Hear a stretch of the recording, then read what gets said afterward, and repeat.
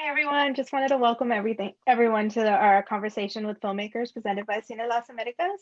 So I'm Jessica. I'm a filmmaker here in Austin, also a student at UT, and I'm a part of the Cine Las Americas team. And I'll hand it over to Andrea. Hi, I'm Andrea.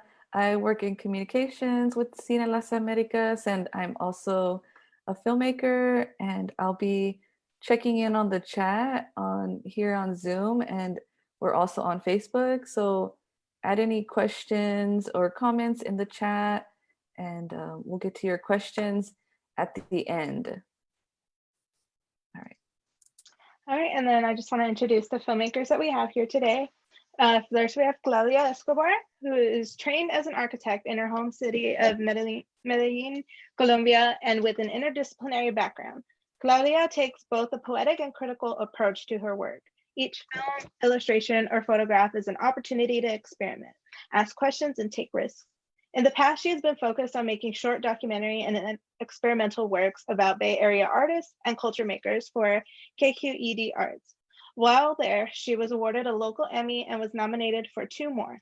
Before joining KQED, she directed, produced, and edited short fiction films, fashion videos, stop motion animations, as well as nonfiction journalism work for AJ+, Common Sense Media, National Geographic, Mission Local, NBC's former The Feast, and was the editor for the feature documentary In the Red. As an artist who lived in the US undocumented for many years, she is drawn to stories about immigration that challenge the artificial divisions society has invented around power. Her feature documentary, Dear Homeland, is a lyrical story of Mexican singer-songwriter Diana Gameros, who left Ciudad Juarez, Mexico to pursue her musical dream in Michigan. It won the Audience Award for Best Documentary Feature at Cine Las Americas 2020 Virtual Showcase. And Claudia, do you want to go ahead and say hi? Hey, how are you, everybody? Yeah, I'm Claudia, and that was a very long presentation of me. No, I just wanted to say thanks to Cine Las Americas for inviting us and share today with you two amazing filmmakers. And I've been like stalking you a little bit on the internet, and I'm super excited for this conversation. And you too, thanks for hosting this. And yeah, I'm super honored to be here. Thank you. And next, we have Caitlyn Diaz, who is a filmmaker, colorist, and archivist from the Rio Grande Valley, Texas. Her films explore the alchemy of celluloid through the use of DIY, analog, and digital techniques. Inner and outer landscapes are constant threads in her work as she employs the use of abstraction and documentary to unearth the intimate and sacred interactions between the physical earth and the people who inhabit it. Her films have screened at festivals such as Another Experiment by Women in New York City, Stranguloscope in Brazil, Festival Internacional de Cine in Guadalajara, Mexico, and Oak Cliff Film Festival, and Cine Las Americas here in Texas. Her music video, ÉCHALE, SÁVILA, and FANTASIA, both featuring the music of SÁVILA, both won Audience Award for Best Music Video at Cine Las Americas in 2019 and in 2020. As a colorist, she crafts images in collaboration with directors and cinematographers, merging the artistry of color theory and the technical skill set of color science. Her background in post-production and film scanning continues to expand into various aspects of the industry, such as film preservation and archiving. She is a member of AMIA and has worked on various film restoration projects as a film prep and scanning technician, remastering colorist, and conform artist. As all of these interests find their way back into her work, constantly refining and redefining her cinematic language and intention. And Caitlyn, if you want to go ahead and say hi. Hi, everyone. I'm Caitlyn Diaz. Nice to meet you and nice to be here. Thank you, Cina, for having us. And I'm excited to get into this convo with these ladies. And next we have Paz Fábrega, who was born to a Costa Rican mother and Panamanian father. Paz studied communication at the University of Costa Rica and then completed a master's degree in film at the London Film School. Her graduation short, Temporal, was filmed in a rural community in Costa Rica and was in competition at festivals such as Claremont, Fernand, and Tampere. She participated in the writing residency at the Binger Film Lab in Amsterdam, where she developed her first film, Agua Fría de Mar. The film went on to be selected in more than 40 international festivals. With her second film, Viaje, she made a shift in terms of production, looking for a more immediate and intimate way of filming, close to the documentary. It was shot in 2 weeks in El Rincón de la Vieja National Park in Costa Rica with a team of 6 people. It had its international premiere at the Tribeca Festival and was a closing night film at the 2016 Cine Las Americas International Film Festival. She produced Alexandra Latishev's debut feature, MEDEA, which screened at the 2019 Cine Las Americas International Film Festival. Her third feature film, Desasosiego, is currently in post-production. She started working on this project during her pregnancy as a way to express her approach to motherhood. She's currently working on the script for her fourth film, Aquí Nadie Duerme, her first project to be filmed in Panama. And Paz, if you want to go ahead and say hi. Hi, everyone. Good evening. Yeah, nice to meet you all. All right, so we're going to go ahead and get started with some of the questions. So the first question that we have is, what inspires you to make films? And Claudia, we can go ahead and start with you. Sure. What inspired me to make films? Many things. I think for me, it's a way to express a lot of things that I have. Sorry, my dog is barking. That I see, things that I need to process. With Dear Homeland specifically was a lot of things that I needed to process around my own immigration experience. So it's part of like how I process things, part of the love of seeing through the camera, which is one of my favorite things to do in life. Create stories. I really enjoy the process of creating stories in different ways, with like more fantastical ways when I go through my like surreal self, or more like documentary, or like it's a medium to express many things and tell things and process life and understanding what I live in the life and the environment and the people that I pass through, that I live in, experiences that I have. It's a beautiful tool to make things, to collaborate with people, to express yourself. I love it. Mhm. Yeah. Thank you. Caitlyn, what inspires you to make films? I agree. It's the collaboration is a really wonderful aspect of filmmaking. And the inspiration for me is mostly curiosity, and like anything that I'm interested in, like I usually find a way to explore it through film, whether it be like a documentary style film, but I'm mostly an experimental and filmmaker, so I like blend a lot of different mediums and techniques together, and it's just whatever serves the topic that I'm investigating, I guess. And yeah, it allows me to like process a lot of my own perceptions and like ways of seeing the world, and also question those ways of seeing the world. And also it's just so, it's highly imaginative, and you really have to like allow your mind to just go wherever it needs to go when you're making films, and not like censor yourself. So I really love like the freedom of that, and I try to live my life that way. So I just try to reflect that in filmmaking, and it kind of just is all in tandem. It's like life and work all together. Thank you. And Paz, what inspires you to make films?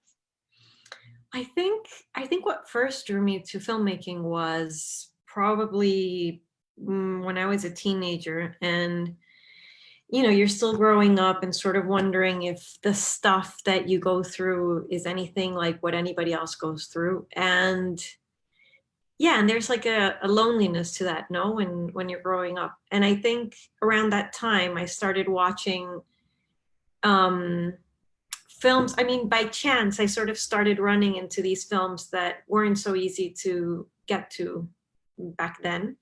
And it felt like those films were talking to me about stuff that I could never talk with anyone else, and that, you know, it seemed like they were more like life than anything that I saw around me in real life. So I think that's something that filmmaking does in a very particular way, because nobody can really see the things that you see. And somehow when you're immersed in a film and you're looking at what somebody else is seeing, it's like a sort of communion that you don't really get with anything else. I mean, with literature in a different way, but being immersed in, like, you know, sort of like looking through somebody else's gaze is something that I don't know, allows for things that can't be put into words to come through. And that's what I love about making films. Thank you. And next, can you talk about the inspiration behind the projects that ended up being submitted to Cina? So to start off with Caitlyn, like your music video. Yeah, for both music videos, I worked with the band SÁVILA. They're based out of Portland.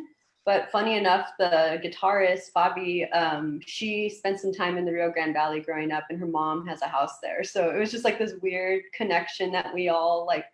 I was like, I'm from there, and like, you know, and her mom grew up in Reynosa, which is one of the sister border cities of the valley. So yeah, we just like kind of like DM'd each other through Instagram, and I was just following them through there. And they came to LA a couple years, I guess in 2018 was when we made the Fantasia video, and they were playing at the Bob Baker Marionette Theater out here, and they asked me to just come, and they're like, would you come shoot the performance? We want to like highlight this one song.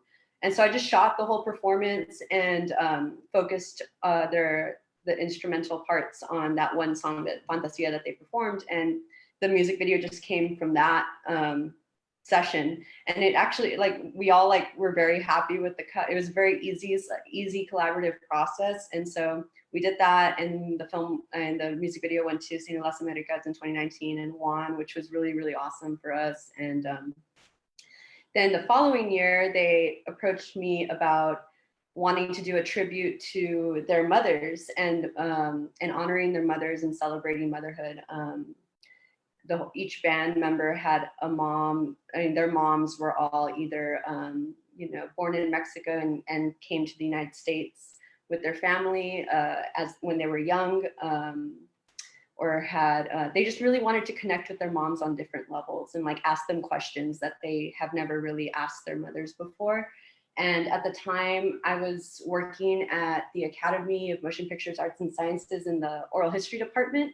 And so I was really invested in oral history methodology, and like approaching my interviews in that way really allowed for these mother-child relationship conversations to really like blossom and flourish, and allow them to have that space, that safe space for them to feel comfortable telling their stories. Because a lot of these stories were like filled with some trauma and a lot of emotional baggage that they really wanted to unpack together and just celebrate each other's like resilience, basically. And so that was the whole idea. And then then they were like, oh, but we also want our moms to play the instruments in the music video. And I was like, okay, cool. We'll do like a documentary, like a mini doc about like, you know, ancestral healing and mother-child relationships. And then we'll transition into the performance of this song, Savila, their title track on their album, which is honoring the plant,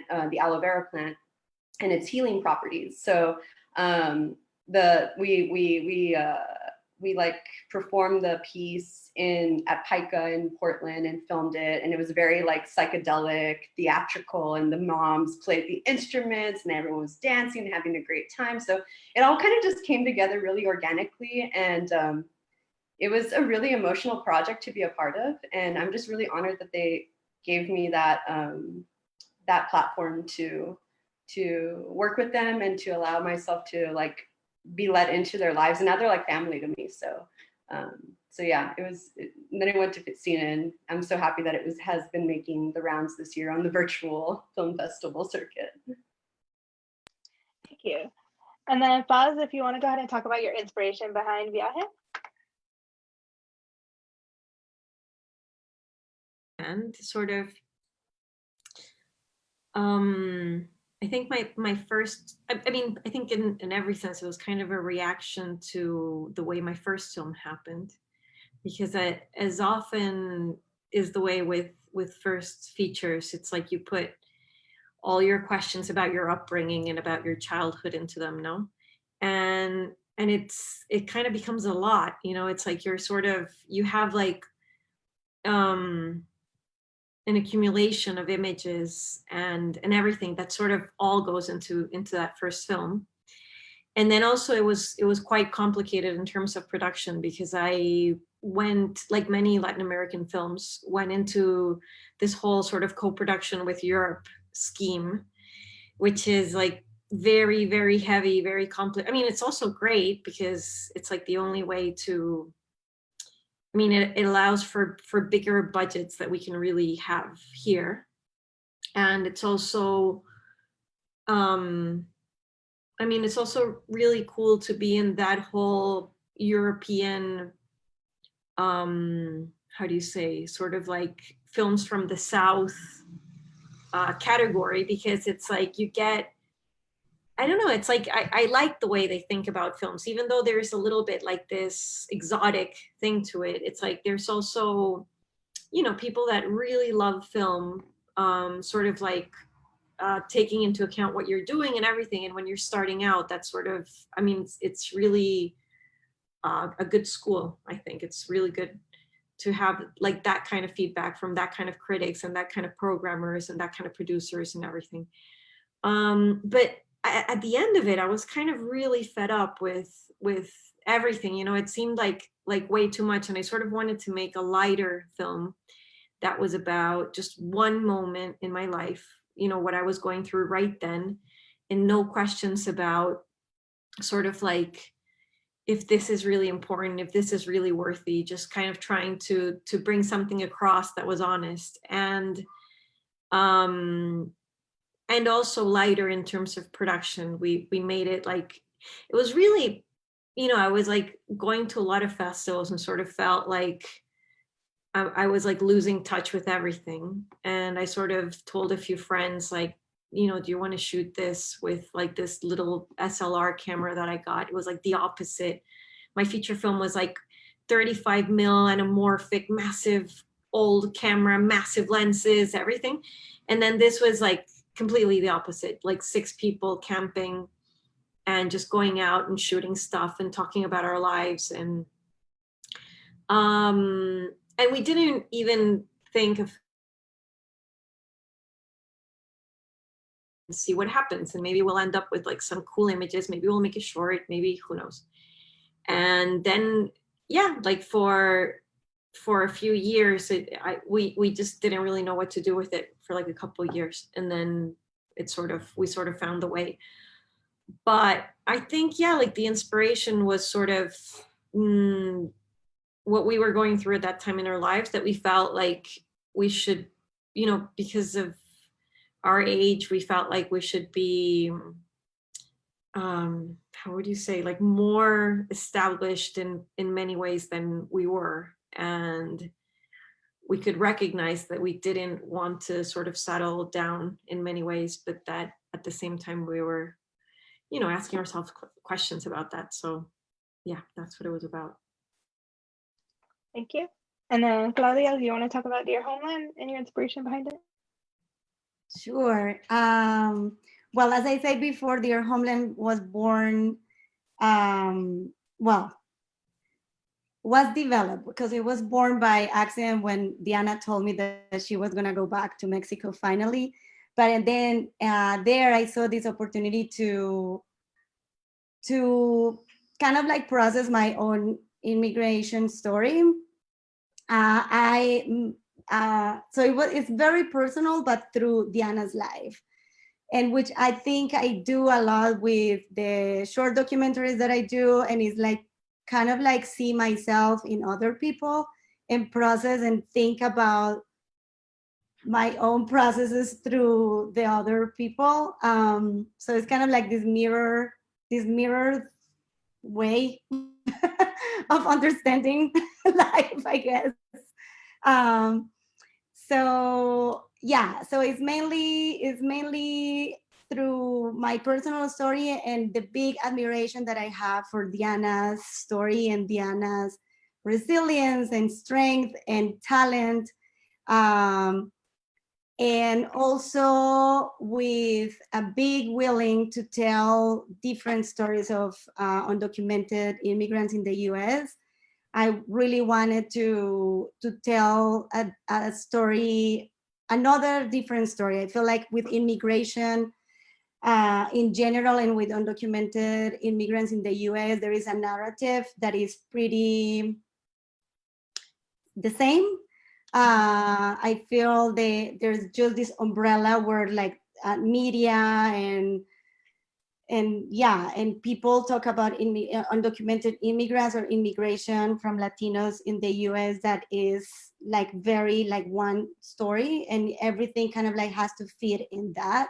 And I do think and I feel that there are as many stories as immigrants in the US, and I feel that that's why we need to tell many different stories from the many different migration stories that there is in the US. And I saw that in Diana's story, and it was also kind of like similar to my story in a way. Very different, but very similar in a way. And I really wanted to celebrate movement and migration and art, and kind of like not to demonize this thing of moving from place to place, because I feel like our nature as human beings is to be nomads and to move on Earth. Otherwise, we wouldn't be in the places that we are right now. We've been migrating since forever.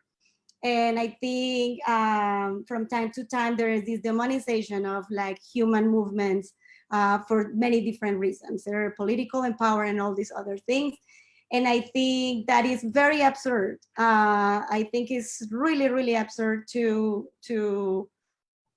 kind of like kill that and kind of like treat it the way it's treated. And I know it's not only in the US, it's kind of like in every country that has immigrants on Earth. Immigrants are normally treated really badly, and like they're normally demonized. And I feel that there are many stories with this. And Diana's story is very inspiring. She's a woman that has inspired me through since I knew about her. So yeah, so it's all that. Kind of like putting a little bit in words the inspiration behind this. Thank you. And then, so for the next question, I want you guys to talk about like, what was your decision to submit to Cine Las Americas? And in your opinion, like, how do niche festivals, whether they be for Latinos, women, or other specific genres, benefit filmmakers? And Paz, we can go ahead and start with you. Well, yeah, that's a strange question for me because I didn't actually submit. So it wasn't me. It was my sales agent.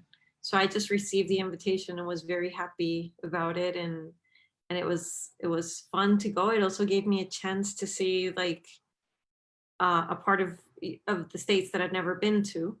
But it wasn't my decision. And Caitlyn, what about you? I think I was approached to submit by a friend who's working there, just to be completely transparent. But she knew that I was doing like these types of film, like these music videos, and they were looking for more Latinx artists to include. And I was like, well, I just finished this one with SÁVILA. And then I submitted the second time for 2020 with the ÉCHALE SÁVILA project, because I really just loved attending this festival. It was really in 2019. It was really wonderful to like watch so many awesome films from throughout the world in Latin America, and to meet so many amazing filmmakers, and also to reconnect, because I went to school in Austin. I was an RTF graduate there at UT Austin, and so a lot of my old classmates were like working in the festival or like had films in the festival. So it was really cool to like kind of to be there and like reconnect with everyone. And some of those people I'm working with now as a colorist on other things for them. So it was really nice. I don't know, I think festivals like that, like they really like kind of bring together like the people that you really vibe with, and like you're able to find your like little crew and make more art with each other. So, you know, it was great. Yeah. And for you, Claudia, why did you decide to submit to Cine Las Americas, and how do you feel about niche festivals? Like, Yeah, so I was approached too, and it was a surprise because we were just figuring out where to submit, and it's my very first longer piece as a director, and we didn't have a strategy of like festivals or anything. We were just, let's submit to see what happens. And this has been, I think, the best surprise in this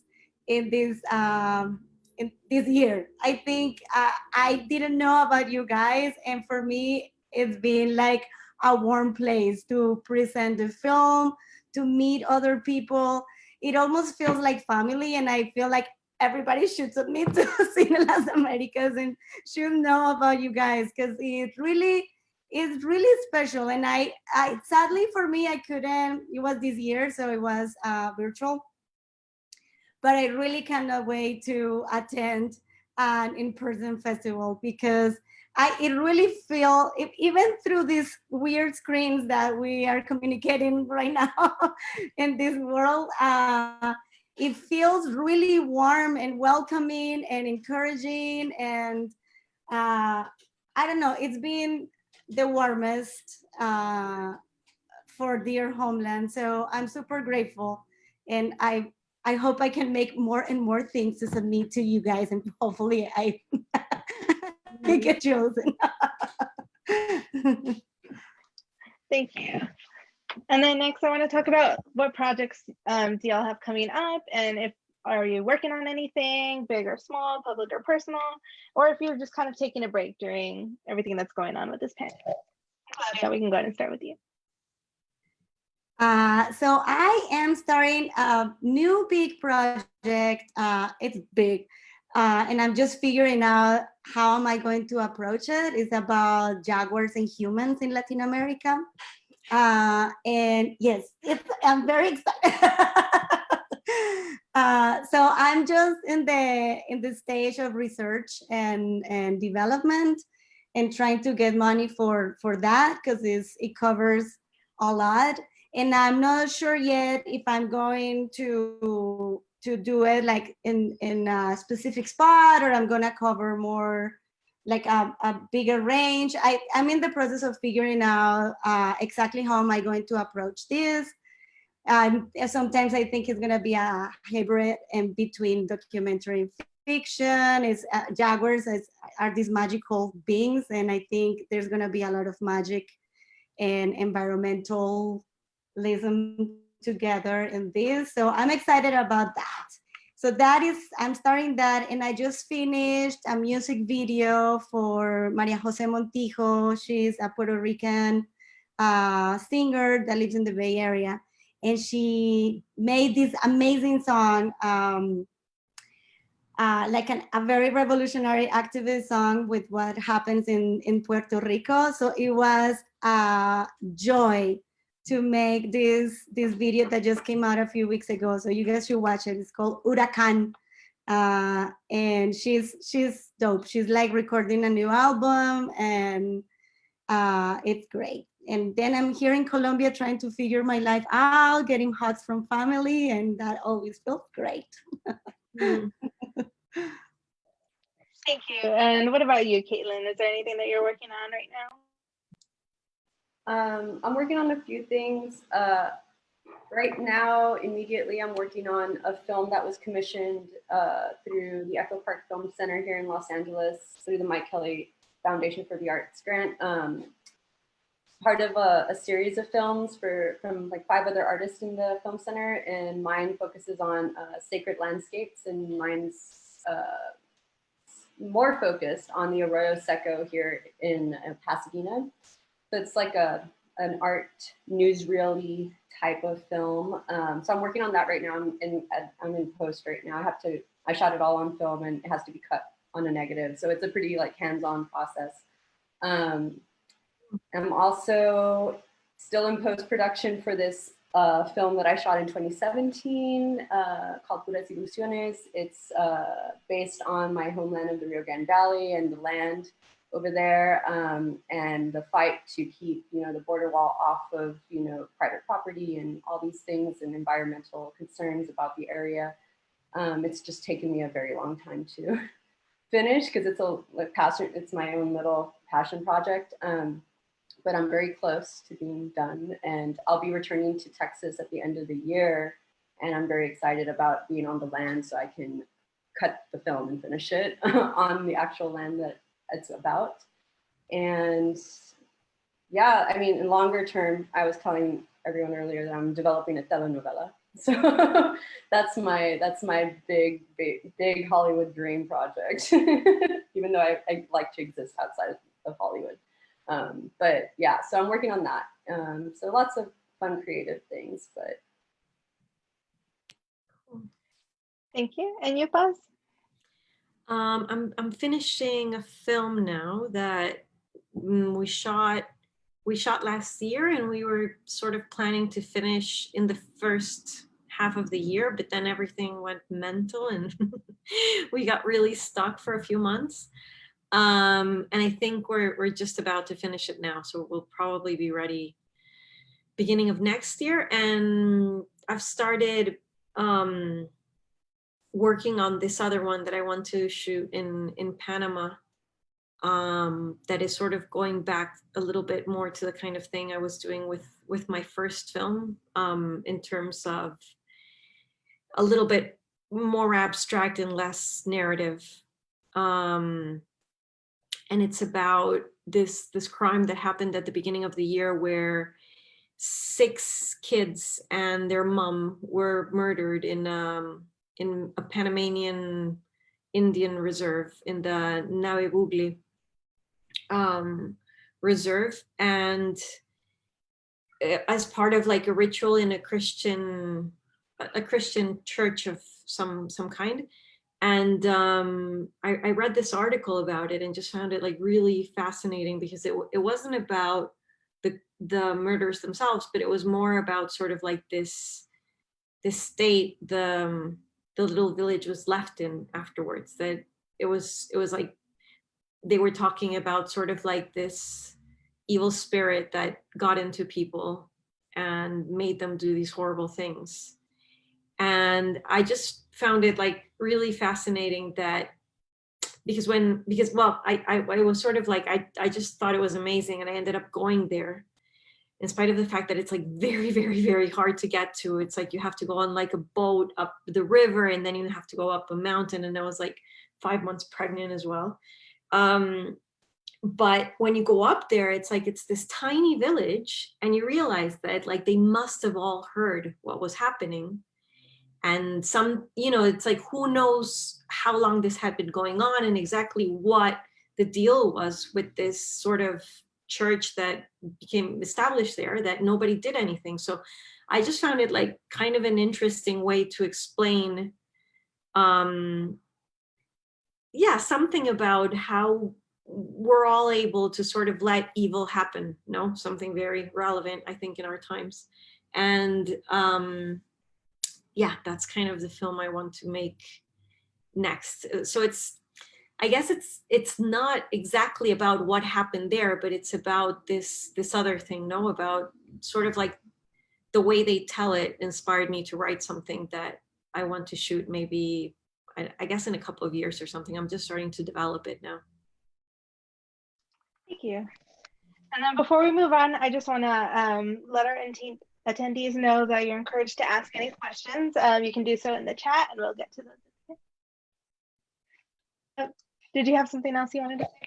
I wanted to say to Claudia that I just watched a documentary actually about a jaguar hunter here. I mean, a friend of mine made it here. Yeah, I'll send you his email, because you should get in touch. Yeah.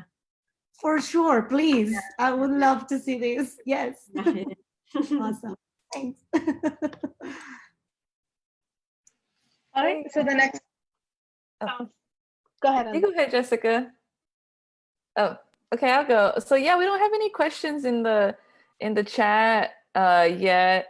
If y'all have any questions, feel free to type them up, or we can also put your audio on if you want to talk to the directors directly. But yeah, does anybody here have questions for each other? Anybody? I mean, Paz, your story going to that village is so, like, I feel that so much. Like, yeah, 5 months I've never been pregnant, but just thinking like the level that we go through, like what we go through just to get the story, you know, like, and to like continue following a thread that is being presented to you, and you're like, wait, where is it leading me? Where is it leading me? Yeah. And I feel like that's such a satisfying part of filmmaking, is like being able to follow that thread and being able to explore what it is that you're being drawn to, you know? So I thought that was really cool. I'm really excited to hear more about that in the future, about that project. And it's so like, I mean, I felt with that one, sometimes it's like, it's so hard exactly to follow that thread, no, to think like, this is my work. It's like, I read something, I find it interesting, and then it's like, I have to go, I have to do this, I have to talk to these people.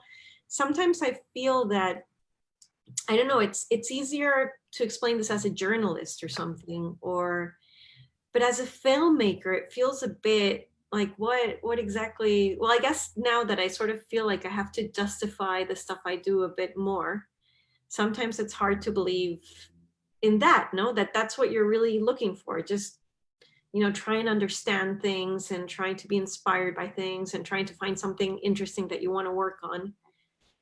Yeah, I mean, that's, for me, like, that's filmmaking, is just that. It's just like, right now, the film that I'm working on, the Arroyo Seco one, was literally just, I had an idea about sacred landscapes, and I'm like, or sacred spaces. And I didn't want to do like religious soft spots or anything like that. Just like sacred in the sense that like it is meaningful, it means something, and it means something to someone, or it means something to something bigger than us. And yeah, just following that, and then like researching, and then like calling people, and then like finding, like making appointments to go visit some canyon that is not accessible through, you know, just like, and I'm like, this is my work. I get to do this every day. That's so cool. Like that's fun. I mean, obviously in between jobs and stuff like that, but but it's really rewarding, you know. It's also really inspiring for me to listen to you, because I've been working with journalism for a long time, and now I'm kind of like parting ways from there and starting to get more into kind of like magical realism per se. Is like, because I love reality and I love what happens, which is what you guys are saying with like, you hear about something and then you get it sparks something in you, and you're like, I want to know more, and I want to go to this place, and I want to see it, and I want to talk to people, and then you interpret this in a way at the end, but it's all this like looking for things. And now that I'm kind of like parting ways with journalism, which is you tell it how it is, kind of, I kind of like started to part ways with your Homeland, and not as like serious and journalistic, but still it's something that is a muscle that I haven't developed yet very well, in terms of like interpreting things to make something out of that. And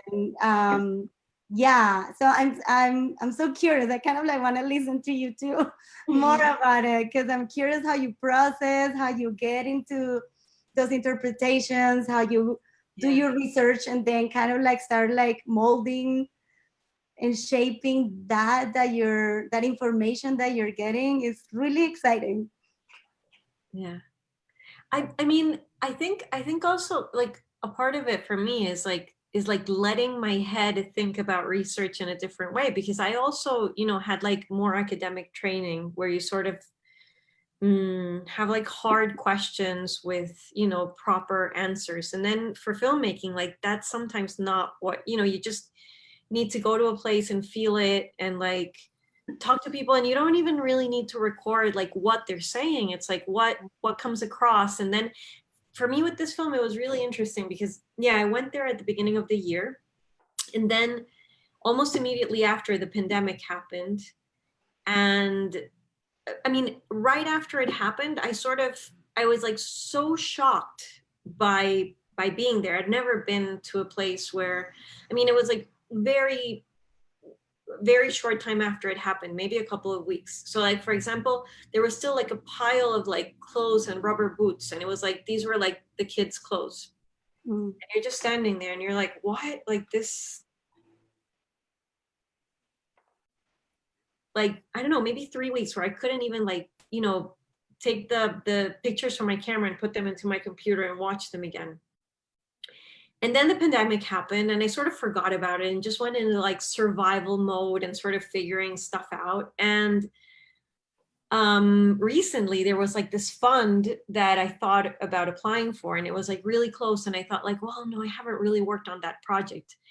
And I just sat down and it was like, it all came out. Because sometimes what, you know, it's like you just need to go to a place, talk to some people, feel it. And then, you know, maybe some months just need to go by and that bruise in your head and it's there and suddenly it comes out and you've done your research, but it's, yeah, it's a different sort of thing, no? Yeah, kind of like you let it ferment it there, exactly. and not putting attention to it and let it kind of brew and do its own thing. And it's a little bit like that with like the people you work with as well. No, I mean, like sometimes I find myself like sort of trying to explain to, you know, to the people in my life that I sort of need them to look after the kids for a while because I want to go and hang out with someone who's like on the other side of the world or something. And I just find their work interesting. And I just want to, I mean, I did that. Well, that was before I had to justify it too much, but even a little bit. Like I met a filmmaker I found really interesting, and she's from Thailand. And I was like running into her at festivals, and I just thought what she did was like amazing. And I decided to go to Thailand. I just wanted to see, you know, she was like producing a film, and it wasn't like they were like, "Are you going to go work with her?" And it's like, no, I just, you know, I just want to see what it's like, and I want to see what they do, and this kind of stuff can really help you like find, you know, what it is that you want to change a little something in the way that you work with your DP. You want to, you know, find a different way to shoot something, or and sometimes that comes out of like a conversation that you have to go very far to sit down with someone and they tell you a few things and you get it. We have a question here in the chat from Jean. How have you seen film school and or the film industry changing over the years, including before the pandemic? And what are your hopes or tips for young filmmakers today?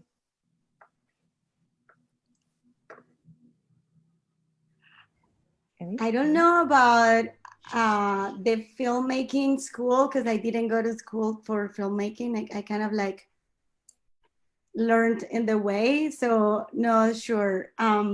But what I do from that experience, from like not going to school and studying this, I think the best way is to just make things, to find the way you want to shoot, the stories you want to tell, the way, like discovering all those things of like how do you want to work with a team, like all these different aspects of making a film. I think if you want to make films that are yours, I think is making. And now the great thing right now is we have all the technology to do and to make films with like our phones, with whatever. Editing is like super easy to, you can edit on your, I don't know, there are like all these ways to experiment with this that I feel that is the best way to learn your own, like your craft. And I think something that Paz just said is like, go in and see the works with other people. It's, that is so valuable. Mm-hmm. Yeah, I feel like I'm also, I mean, I went to film school, but I've been making like films since I was like 13. And I think just like having ideas and like exploring different ways of telling stories and like experimenting with the medium itself is just super important. I'm also of the mindset, even though I did go to film school and I do have some formal training, I also am very DIY with my technique. It's kind of sometimes just a run and gun sort of shoot, like, you know, no permits or anything like that. So no lights, no nothing. It's just, you know, kind of on the go, whatever I capture. And usually I'm shooting on film. So it's like, whatever I capture. And if it comes out, then, you know, whatever comes out. So I like for people who want to come, like, be filmmakers, you know, it's important to just kind of keep following those interests and those curiosities and like exploring different ways of finding your voice and, you know, I don't know, yeah, finding out how you like to work. I think that's super important, like knowing yourself and knowing the way you like to work and collaborate with other people is super important in this art form for sure. I would also say, like, I mean, if you have like any film festival near you, or you have any sort of chance to travel to film festivals, just because of the way distribution is right now, you know, it's like you're not going to be able to see a lot of the more interesting stuff being made unless you go. And in fact, you know, festivals have this amazing thing that it's like just sort of really hard to get to stuff that isn't being distributed at all, curated by a team. And I think, like, for me, that was like a really good school when I start, you know, like with the short films and stuff, and traveling to festivals with the short films, I started to watch like so much stuff that I couldn't get to before. So yeah, if you have any way of, or I guess like a lot of the festivals right now are online, like that could be like a great thing about the pandemic, that like you can probably watch a lot of this stuff like much easier than before. And yeah, and just kind of it seems to me like it's almost getting harder and harder to watch different things. No, it's like there's so much stuff being made, but at the same time the channels aren't. Yeah, because of the technology now, it's like so many people experiment doing like interesting things, but it also seems like the films that get distributed are like narrower and narrower. Yeah, that's really interesting you say that. Like the curation and putting it out is very important. Mm-hmm. And as a little plug, we're in the works talking about what we're going to do for the next festival. Maybe it might be virtual, so wait and see. Mm-hmm. That'll be your opportunity. And we have a question on Facebook. Maribel said, thank y'all for being here. This convo is so great. What films have inspired you all lately? Anybody? I finally watched this film. Came out, I think 2 years ago, probably. Is from, like, I think she's one of my favorite filmmakers here in Colombia, Laura Mora. I finally watched Matar a Jesus, and I think it was so brilliant. She is incredible. I think she's also violence is something that it's part of our DNA here in Colombia. This is a very complex and violent country. And I think the way she approached these topics that are also have been told over and over and over and over again throughout the years, it was from a very interesting perspective, from I think she kind of like switched the coin and kind of like make peace with made peace, no, but kind of like, I don't know how to explain yet. I'm processing this film too, and also I'm back in Colombia and I'm like reliving a lot of things right now, but totally recommend it. I don't know where can you watch it actually, but it's called Matar a Jesus, and she's incredible. She had directed also some of part of like series that are on Netflix right now, Frontera Verde, in the Amazon. I also watched the Queen's Gambit, and I love that. It's so good. And many other things, but I think these are my favorite ones. I just watched, right now I just had to reset my Roku, so all I have is my Criterion login. So I was like, well, I'm gonna force myself to watch some movies. But I just watched this movie called Flores. It was really beautiful. It was like a short doc by Jorge Jacome.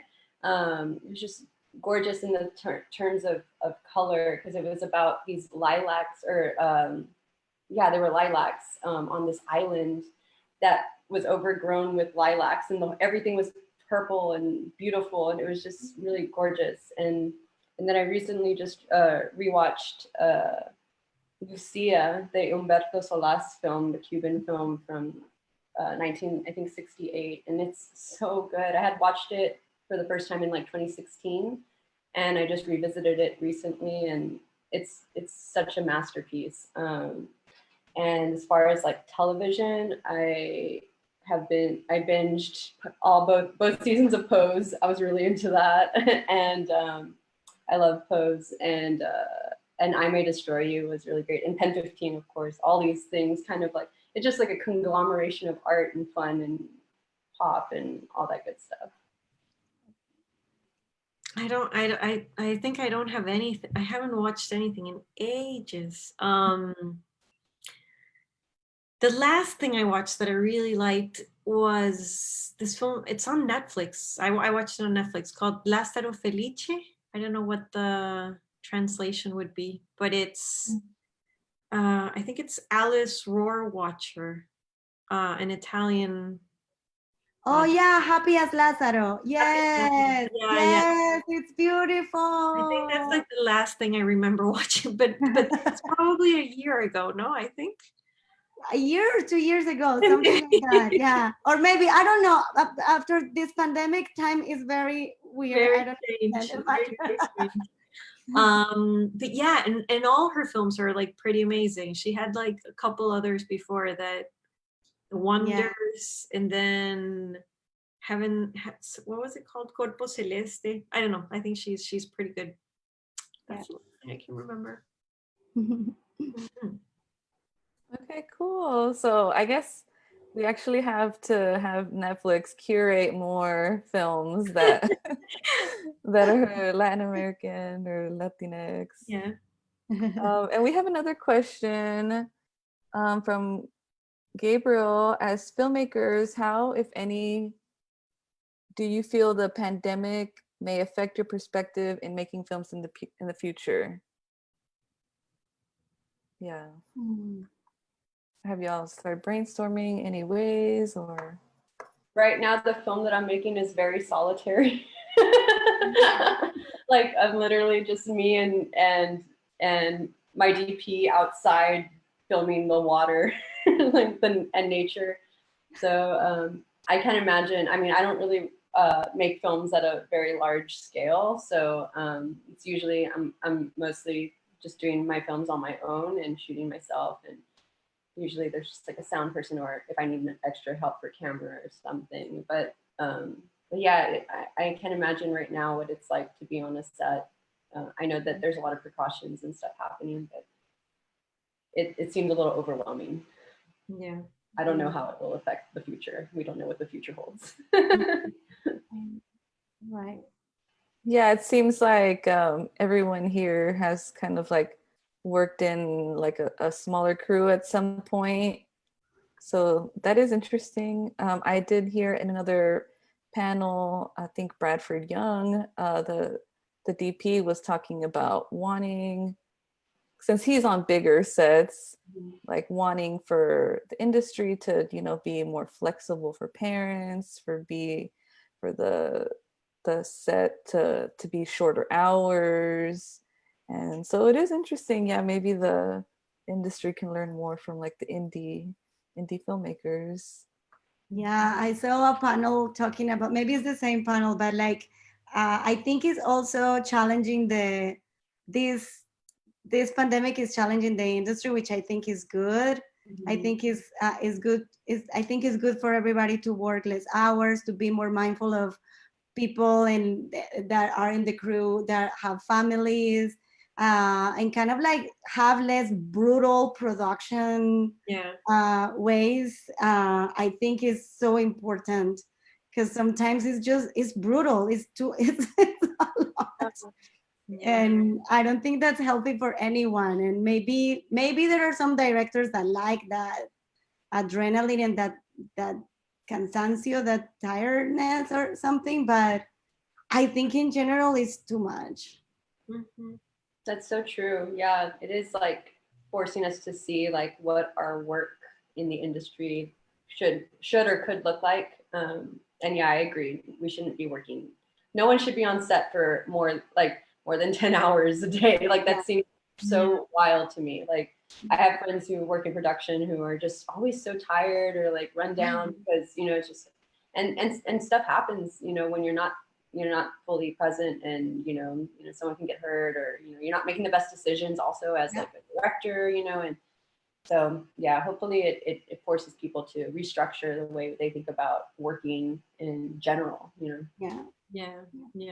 No, and I think it's such I've been thinking about a lot about that lately, and with my last film, it was like a big thing. Funny enough, it wasn't so much about the hours, because that's not something that bothers me particularly, but more like the general conditions, no? And like, yeah, for parents, it's a disaster, and it sort of seems to affect women more still.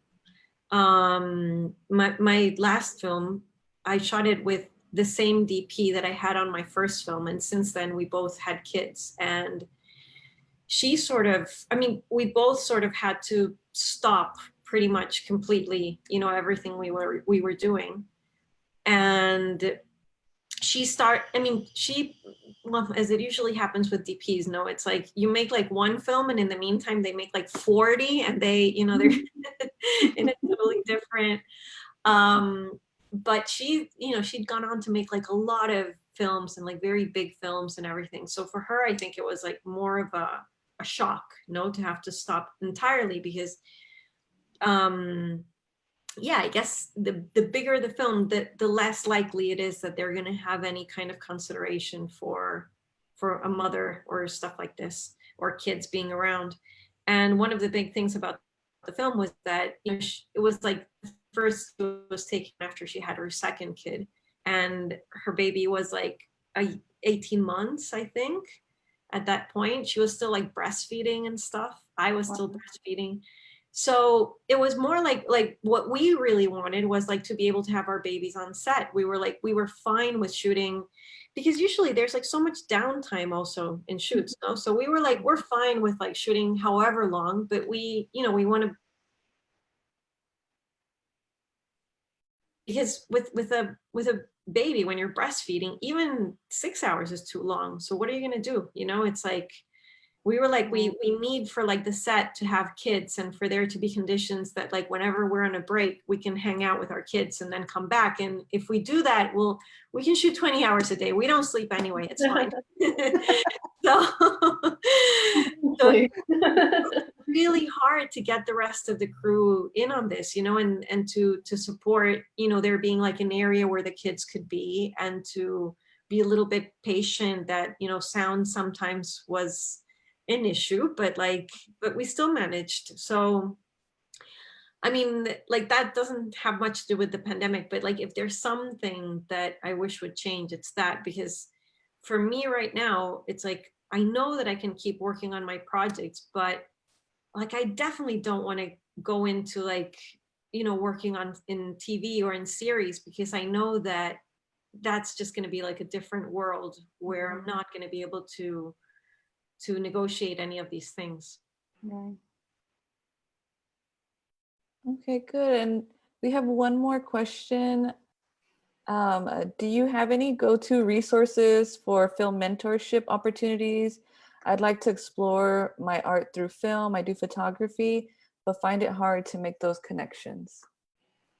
Sorry, I didn't. Oh, you want me to reread it? Yeah, sorry. Okay. So do you have any go-to resources for film mentorship opportunities? I'd like to explore my art through film. I do photography, but find it hard to make those connections. I don't know any like I mean, there are tons of film mentorship programs and fellowships and things like that. But if you're just starting out, I would recommend kind of doing some research on artists that you kind of can connect with your own style of, you know, photography, and or cinematographers that you find inspiring, that you might like their work. And even if it's just like, I mean, I hate Instagram, but I love it at the same time, because I've met so many people through there that I've become collaborators with. It's so wild that you can do that like these days, and like from around the world. You just like, you know, if you follow their work and you really enjoy their content, or, you know, their art, then maybe reach out to them and talk to them. And, you know, like a lot of mentorships come from just kind of putting yourself out there and like doing your research and knowing like what it is you're trying to explore, what this person, like what you like about their work, and how you have questions for them and things like that. And like, just kind of open that dialogue. And sometimes people will respond, sometimes people won't, and just be open to any possibility happening. But I think reaching out to like artists that you admire and people that are working might be a good foot into the door, you know, sort of thing. Kind of just talking to someone and getting a little bit of clarity or direction or just insight. Mhm. I agree. I totally agree with you. I think that that's great. And I think also right now with the pandemic, there are so many like talks and like classes and like free stuff or very cheap seminars, classes from many directors and many people that I admire, that are just there like talking about things that, and you're like, I don't know, just hearing people. And I think that is also a very good way, I think, right now with this online situation that we're having. Because you really, I'm really getting to listen to more people that I admire, and in many like directors or cinematographers, or conversations of like filmmakers too. I don't know, there are so many things happening. Yeah, that's true. I would say also that another way of getting that sort of thing is through a project. I mean, maybe I think sometimes like you start out before you really know what you're doing, no? But if you have like any film idea, and you just kind of start applying to like development labs, like script development labs or project development labs, like they usually try to gather up, you know, sort of like really interesting people to give lectures and to review the projects and to give feedback. I mean, they're like pretty amazing things like this. I mean, especially in Latin America. I don't know if the person asking the question would be the case, but in Latin America, there's quite a few, I mean, mostly around festivals. So probably, yeah, research like through the festivals and stuff. And now they're doing so much virtual stuff that is sort of available to everyone. Yeah. Totally. Yeah, and I would actually like to put in a plug that an organization from Austin, Austin School of Film, they actually have some affordable virtual classes where they will mail you some film. They'll mail you some, to like, I guess, do animation on it. I actually signed up for that class. Nice. And like other classes like special effects and things like that. So a lot of nonprofits similar to Cine, they offer affordable resources to the community. And yeah, that's one that I can think of, that they have really great programs. I also just came to mind this organization in Brooklyn, New York called Mananoa Ware, and they have been doing really cool, like, I don't know if they're still doing it, but they were doing like some like Instagram live like workshops, and like they would just show you what they're like, how to process this type of film or something. It's all mostly analog based, so for a photographer it's probably interesting because they work with a lot of like development, and if you're trained in like darkroom photography and stuff like that, or even if you're not, you know, like you don't have to know how to develop film, you can just watch and learn and be interested or not. And That's a really good resource, and they're really amazing people over there. So I would recommend looking into them and seeing if there's any sort of connection there that you'd be interested in. What was the name of that organization? Mono no Aware. I'll type it in the chat. Oh, okay.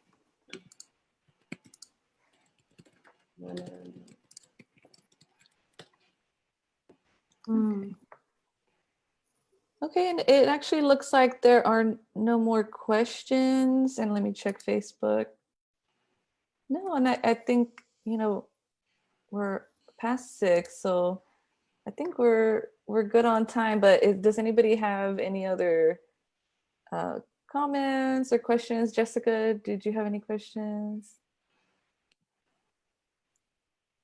Okay. Okay, so I guess we'll go ahead and wrap up. I'll pass it over to Jessica. Mhm.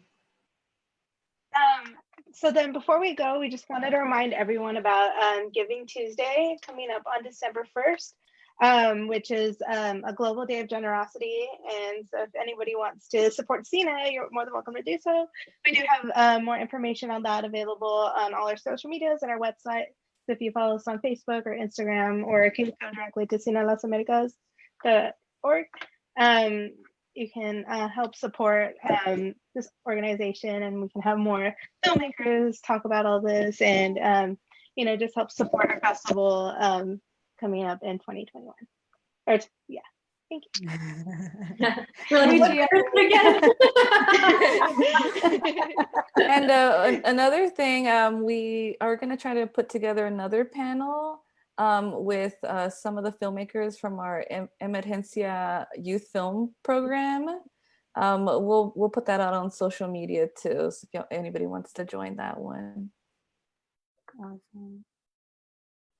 Hi, thank you so much. This Thank is you. great. Really Thank great you. to meet Thank you you. all over the interwebs. Yes. Mhm. I hope to meet you, all of you, in person at some point soon. Yes.